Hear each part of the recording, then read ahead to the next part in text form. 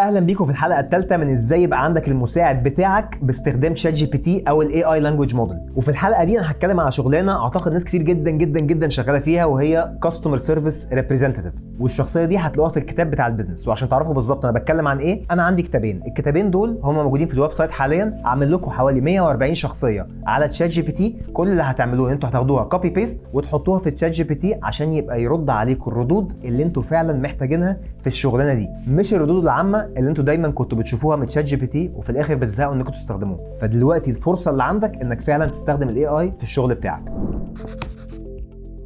فاللي انا هعمله دلوقتي لو رحنا على اللابتوب، اللي انا هعمله ان انا هاخد سؤال هساله لتشات جي بي تي لما اديته شخصيه كاستمر سيرفيس ريبريزنتيف، وهسال نفس السؤال لتشات جي بي تي الجنرال موديل اللي هو كلنا بنستخدمه. هتك على السؤال بالطريقه دي وهقول له ستوب، وهنقرا السؤال مع بعض. create response script design effective response script for common customer issues. طيب هنا يعني المفروض انك تكتب المشكله الاساسيه اللي بتقابلك مع العملاء اللي عندك. reflecting politeness empathy وسولوشن فوكسد اتيتيود. يعني في الاخر بيقول له يعني رد على العميل باحترام، اللي هو كلنا مش بنكون عايزين نعمل كده قوي يعني، بس ايه هنضطر نعمل كده. هنعمل اديت ريسبونس سكريبت فور، هنقول له مثلا هنشيل طبعا الحته دي، وهنقول له مثلا المشكله ان السعر عالي، فبالتالي نقول له ايه ديزاين افكتيف ريسبونس سكريبت فور هاي برايسز ريسبونسز on my service بس. وهناخد ده كوبي بيست كده ونحطه نعمله كوبي بيست في تشات جي بي تي العادي اللي هو من غير شخصيه، وهنتك هنا انتر، وهنا برضه هنتك سيف اند سبميت انتر. نبص على تشات جي بي تي اللي من غير شخصيه اللي هو الجنرال، هيقول ايه؟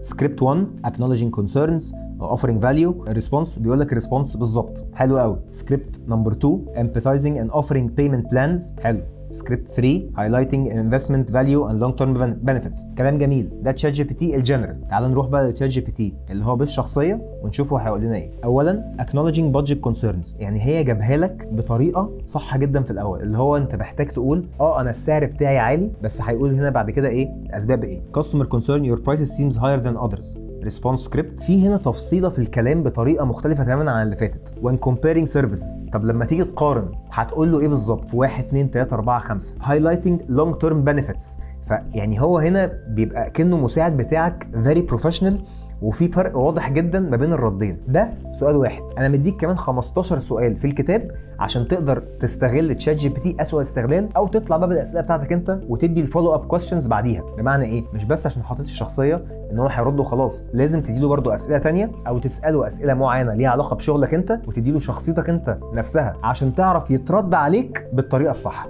ودي شخصيه واحده من ال 140 شخصيه اللي عندي في الكتابين في الويب سايت. ولو عايز تعرف اكتر خش على الويب سايت دلوقتي حالا هتعرف بالظبط مين هم ال 140 شخصيه. ولو شايف ان الفيديو ده مفيد يا ريت تعمل له شير، ويا رب اكون فدتكم. سلام عليكم.